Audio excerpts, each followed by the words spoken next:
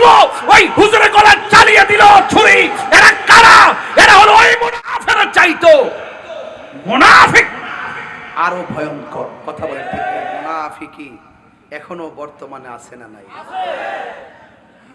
হায় হায় হায় হায় হায়, দাড়ি টুপি দেখলেই বিশ্বাস করার সুযোগ আর নাই। ইসলামের সবচাইতে বেশি ক্ষতি করছে মুনাফিক।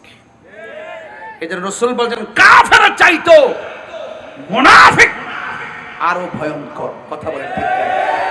মুনাফিক তোমার সঙ্গে খাইবে, তোমার সঙ্গে ঘুরবে, তোমার সঙ্গে ফিরবে, সুযোগ পেলে তোমার গলায় ছুরি চালিয়ে বিদায় করে দিবে। কথা বলেন ঠিক কিনা? এই মুনাফিকরাই ফোন করেছিল, ফোন করে বলছিল হুজুর কেমন আছেন? হুজুর বলছেন আলহামদুলিল্লাহ ভালো আছি, হুজুর আপনার সঙ্গে দেখা করতে চাই। হুজুর বলছেন কেন? কোন বলছেন যে আমরা হজে যাব। আপনি তো হজে নেন, আমরা আপনার সঙ্গে কথা বলবো।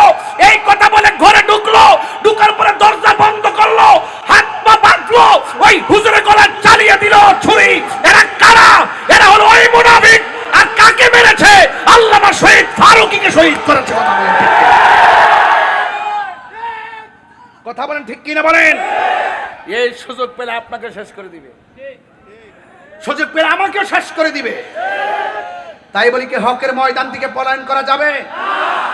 মনে করেছে শহীদ ফারুককে মারলে সব শেষ, সব শেষ। আল্লামা শহীদ ফারুকী চলে গেছে, রক্তের কণিকা এইভাবে সাগরে ভাসতেছে, ভাসতে ভাসতে ভাসতে ভাসতে সব সুন্নিদেরকে নিয়ে সরোয়ার্দী উদ্যান পৌঁছাই দিয়েছে। কতক্ষণ ঠিক না ঠিক? ঢাকার অলিতে গলিতে সব সুন্নিরার দখলে ছিল। মারহাবা জোরে কন। সুন্নিরা কি আর দুই থাকবো? এক থাকতে চাই কি চাই না?